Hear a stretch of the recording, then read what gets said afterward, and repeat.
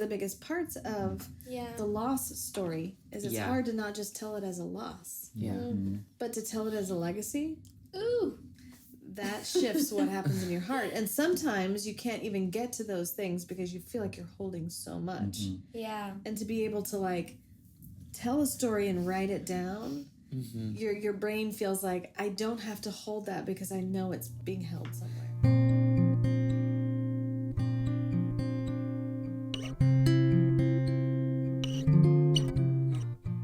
Welcome back to the Rooted Minds podcast, where we come together as a family to talk about books and our emotions. And in today's podcast, we're going to be talking about what it means for stories to heal our hearts. Yeah, so I grew up in a storytelling family. My dad was the king of telling stories. And it's not like he told a ton of stories, but he told the same stories over and over. So they were like things that I didn't realize were shaping me and my thoughts as much as, 20 years since he's passed away, I could still tell those stories. Wow. It's just an interesting thing. And I'm finding out that not everybody grew up in a storytelling family. And as we walk through new seasons of grief or challenge, we're finding, again, as a family, that stories matter. Yeah. Both the stories you tell yourself about what happened. Yeah. And the stories that you tell that help you find the way out. So, there's like a whole lot of amazing brain science behind the idea of storytelling and healing. We love this stuff. We love science. We love and our brains. Yes. Yeah. Oh, yeah. Yeah, and like just the idea that like the way a narrative, and by that just like how people respond to a certain kind of trauma, or like if you hear a story about how somebody made it through something, you're like, wow, that's amazing. Yeah. Right? And so that does something in our brains when we start telling those stories about our own traumas. It does something in our brains when we hear a story that's similar to ours. Like when we've recently gone through losing my mother, who lived with us for 16 years. And while she wouldn't have been sitting at this table talking about books, she would have been watching every single one. Or listening and commenting and reading the books behind the scenes with us because she was our champion book reader. Yeah. But in that, we keep finding like every TV show that we turn on or movie, it's like, oh, there's the same situation. Of course, the Property Brothers are doing a renovation for Michael Bublé's grandpa that passed away, his caretaker. How does that stuff how's that happen? possible? Same kind of story. It's crazy. And I don't even know if it's like those stories are so prevalent or they just keep popping up because they're so tender to us. Like, it's like when you get a new car and you start seeing that car everywhere. You never paid attention to it. At least I wouldn't have paid attention to it before. But now it's like, oh, everyone has this car. So it wasn't like as personal to you. Exactly. Yeah, So now it's personal, and all of a sudden we're hearing these same kind of stories over and over. Our brain just like looks for meanings and patterns, and storytelling is a great way to provide like a framework for your brain to like really process that kind of stuff. It brings order and predictability, and I mean trauma is the opposite of that. Yeah. You know? Right. Yeah. One of the things that my dad used to always say is, what's the eternal perspective on that thing? There'd be something that would go wrong, like somebody backed up and hit my sister's car when I was, like 19, and I didn't have it. I was not inside the car when somebody hit it, but it was my fault because I had it. And so coming home and having to say, haha, I wrecked your car. Familiar story. It was not my fault, but now the family has to deal with it. Like, how do you take something that's hard and see it from heaven's eyes? And I like that because this is not about spinning the story. No. Not about making it what we want to hear. Yeah. Yeah. Exactly, because we want there's just more. Like the other thing my dad would say a lot is 10 to 15 years, nobody's ever going to know the difference. You know, it's like some little thing that gets under your skin that you're just frustrated by. Like, Yeah. I failed that test. And he says, 10 to 15 million. Nobody will know You're that. not going to remember. You know? Wow. And some of those, like, little, like, anecdotal narratives are helpful to help in those kind of situations that Right. want to overwhelm you. Yeah. Mm. So, like, there's a lot of brain science in this, and I'm not necessarily a brain scientist, but I am a recipient of, like, we have experienced this as a family. Yeah. And so that's what we wanted to talk about today, just what our experience is in how stories can help. Yeah. So, like, let's talk about, like, just personal narratives. Like, how have you told yourself stories that have not helped?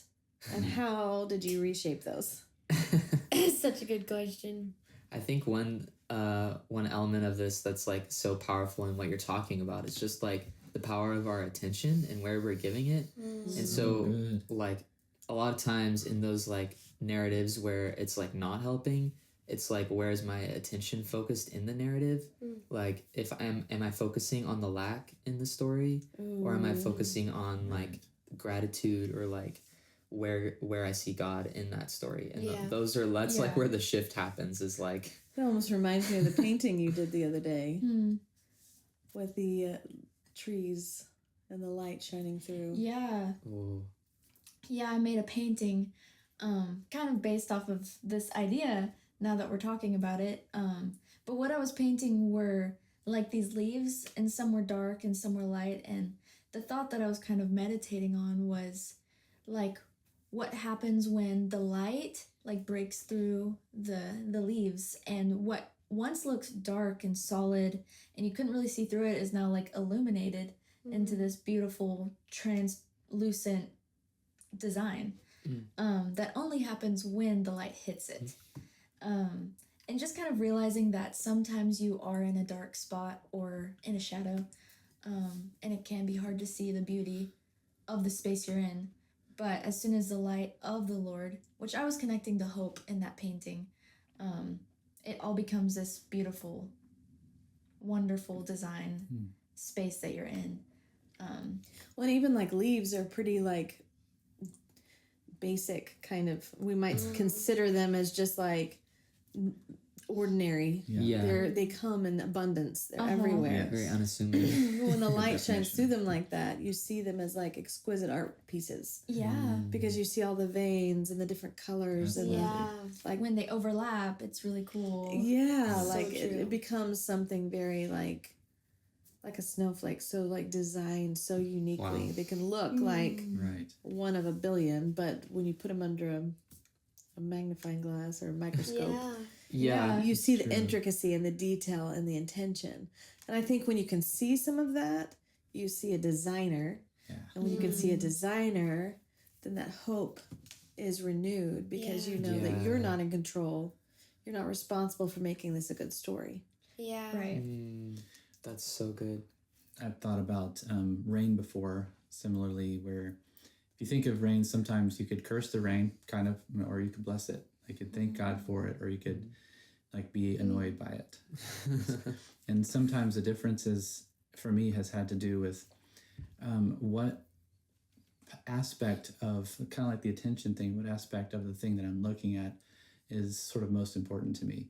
So if I'm looking at rain, I can, and I'm thinking about all that it does in a good way, you know, then all of a sudden I'm not so irritated by the fact that there's rain right now, or that I'm getting wet, or whatever. Yeah. It's watering, it's nourishing, it's doing a whole bunch of things that are so needed, that are from the Lord.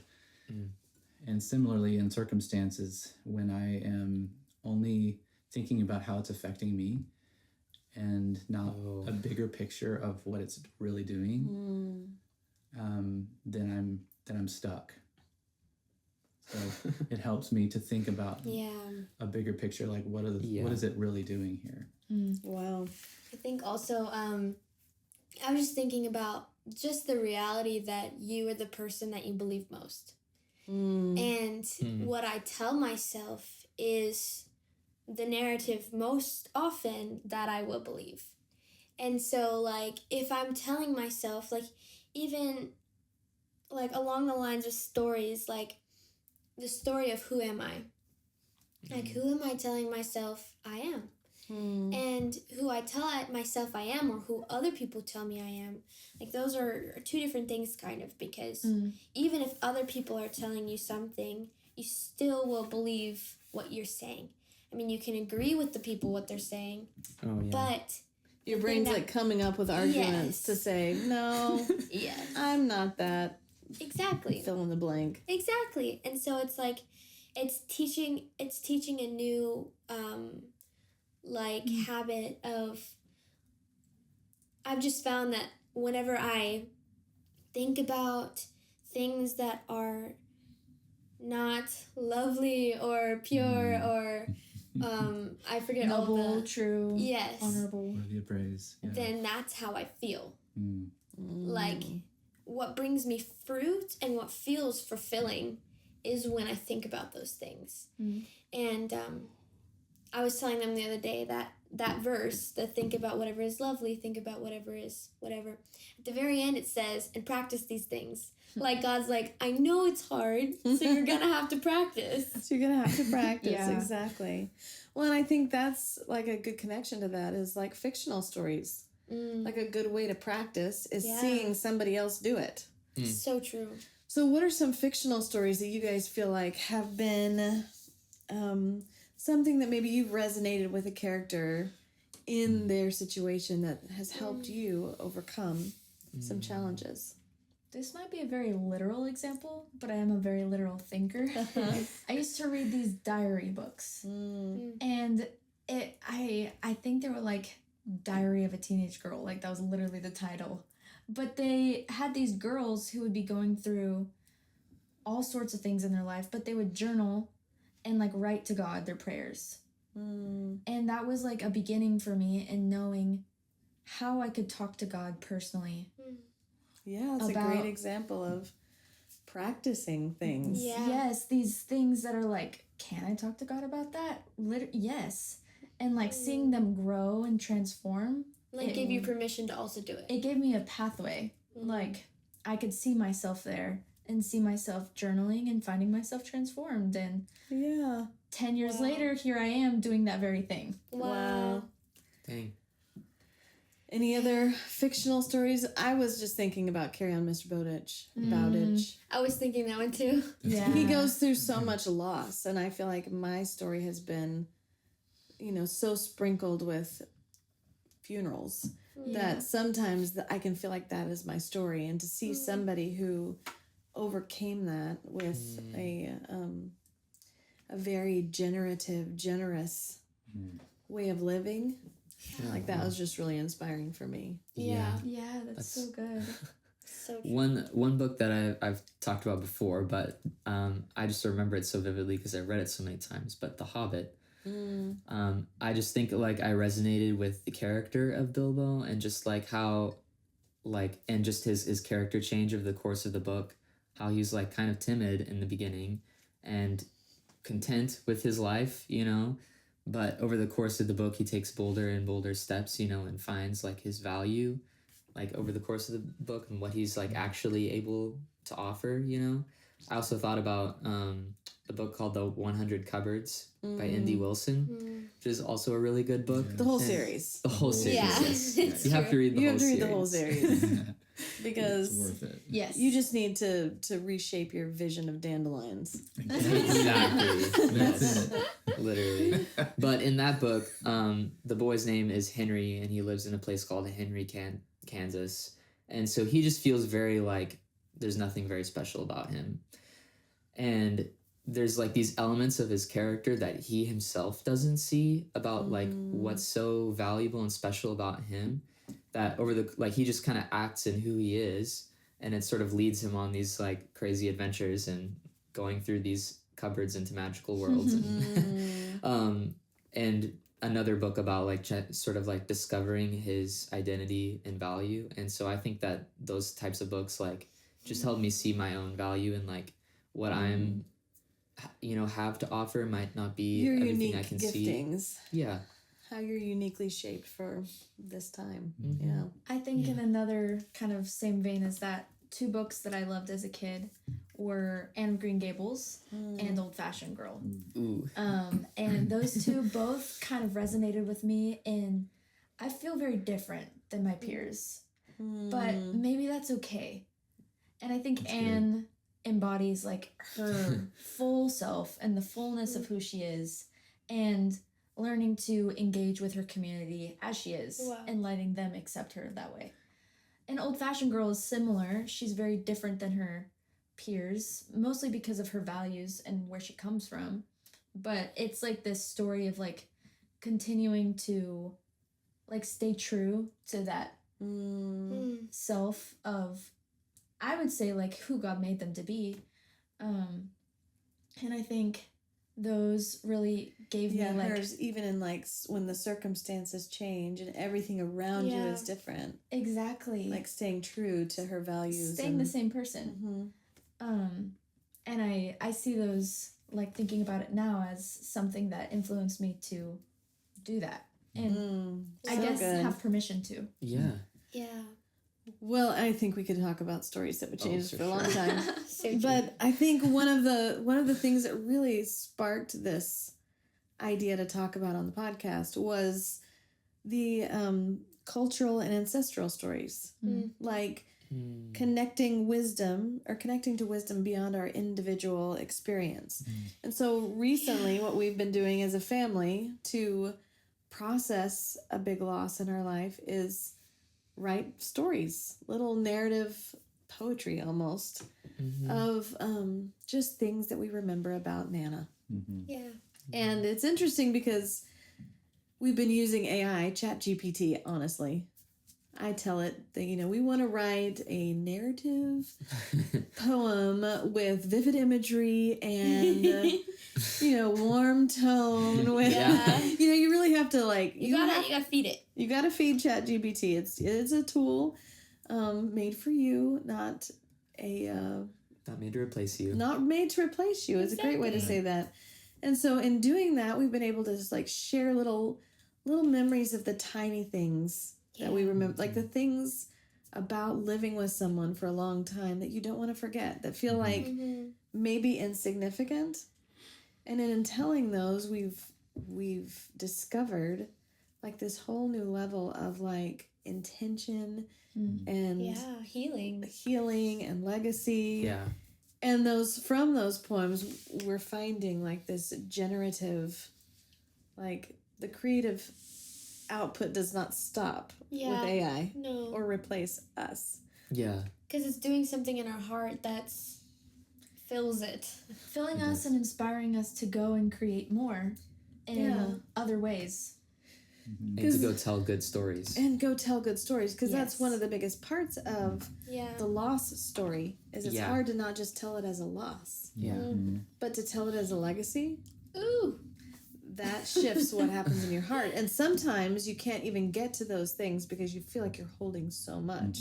Yeah. And to be able to tell a story and write it down, your brain feels like, I don't have to hold that because I know it's being held somewhere. Yeah. I used to joke that Andy was my external hard drive. All the good information that I wanted to know, Latin vocabulary or Latin endings, I would just store in his brain, and I was really good at Latin. I had my external hard drive. But the problem is when your external hard drive moves away, you don't have access to it anymore. In the same way. It happens. But in the same way, these stories have felt like that. What has your experience been, Jace? Yeah, well, I was just thinking how it's kind of responding to what you were saying, that in a hard experience, I have tended to stay in some of the harder parts of that experience. And telling these kinds of stories have... Well, and just pause by stay in those harder parts. What you're really doing is retelling that part of that story to yourself. Exactly. Over and over and over. Over and over. Without sometimes realizing it, but it's just you can't get off the loop. Right. Yeah. That is that's real maybe feeling. my experience, Can't but get off the loop. It just becomes a fog, and it feels like you can't get very far out of the point. And so writing these little memory stories and legacy stories have been so beneficial because it like moves me out of that like only feeling state Wow. to really hoping, like really thinking and really like expressing and pondering It's a and powerful shift. moving it and feel like I guess to a different part of my brain or something where it feels like now I see it in a whole new light and I'm re-experiencing it in a fresh way Yeah. instead of only in that like way that the narrative was defining.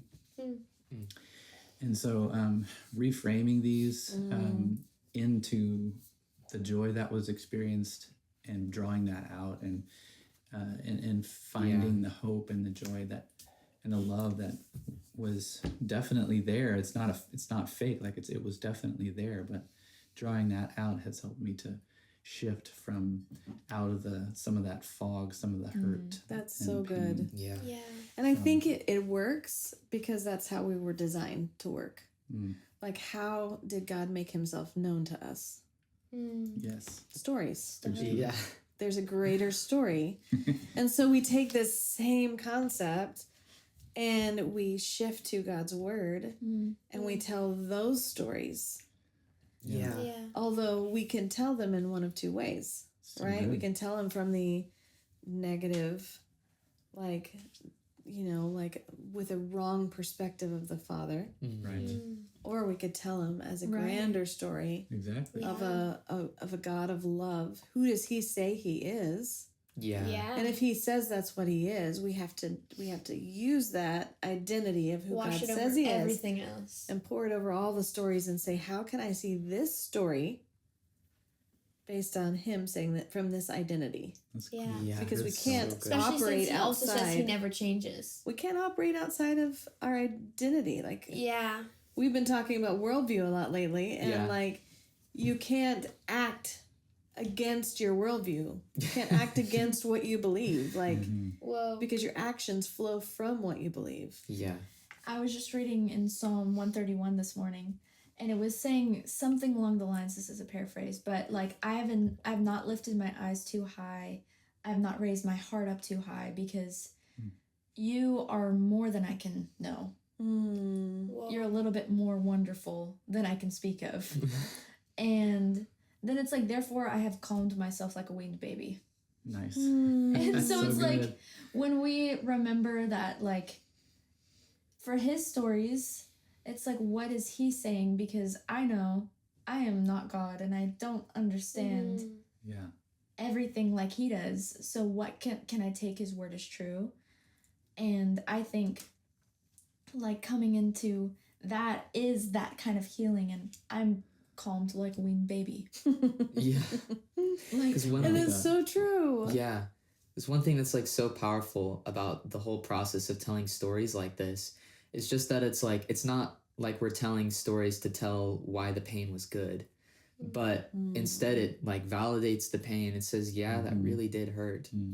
But also here's where God was faithful in the middle of that pain, and here's how he's like continues to be faithful now. Here's where we were not alone in that pain. Here's yeah, We did exactly. not have to carry that pain alone. And that just models perfectly exactly how God wrote the scriptures. I mean, it's a whole like meta narrative of scripture is about redemption. It's about taking what was broken and lost and messed up and making it something beautiful.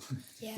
So we've talked about like how journaling can be a way, like even journaling through those Bible passages where you read a story that you just don't feel like, I don't see it. I don't see the love here. Yeah. I don't see your character here. Show me. Yeah. We've talked about reading literature that mirrors your struggles, like how impactful those examples are to help you practice. yeah. Sharing stories like my dad did. Yeah. Like one of the things I think is fascinating is my dad passed away when Andy was 4. And Andy's the second of 10 grandkids. Right. So he's the second oldest. So there were a lot of grandkids that really never got to like have a conversation with Yeah. their papa. Even though Andy's conversations were very I was 4-year-old. 4-year-old. But because my dad told his testimony so many times, his story, shared who he was, then his daughters could tell it all. And we've told his story so many times that all of the grandkids could tell my dad's story as if even though easily. we they never heard met it, him. even though Audrey was not even alive before he passed. You know, so like that idea of being able to share your stories with community, when you have like redemptive, transformative stories, and then you can see somebody that needs to hear a story like that, there's like this beautiful overflow that comes in doing that. That's kind of like the secret key of telling stories like this, or like you can't just write them, but like the final step has to be you have to tell someone about it, tell someone the story, Yeah. you know? And that's like where the final, like the healing locks into place. Yeah. You're Locks like, into place, because then it like, becomes yeah. real. And you know, like Yeah, whenever exactly. I tell my dad's story to someone else and I see their eyes light up, there's like this sweet connection of legacy that continues, of just knowing that the story that is being written about him is not even over. And Wow. and there's so much healing in that. And even like my mom, the loss is so fresh, knowing that healing, that legacy will continue. Yeah. The way that we tell stories, the way that we love, the way that we seek heaven's perspective. So I encourage you, if you have something that you're walking through that is just hard, or you feel like the story just isn't good, start writing it down. Start seeking heaven's perspective, Yeah. or message us. Yeah. I'm going through this. Is there You a can book you help. could recommend? Yeah. Or ChatGPT is awesome also. Yeah. But my only thing with that is just don't leave it there. Tell a real person after Yeah. you've Yeah. processed with chat. All right, thanks for joining us in this episode, and we will see you next time. Thanks again for joining us on the Rooted Minds podcast. I hope you feel inspired to tell good stories. Until next time, may you find joy, grace, and peace in the stories you tell and the pages you turn.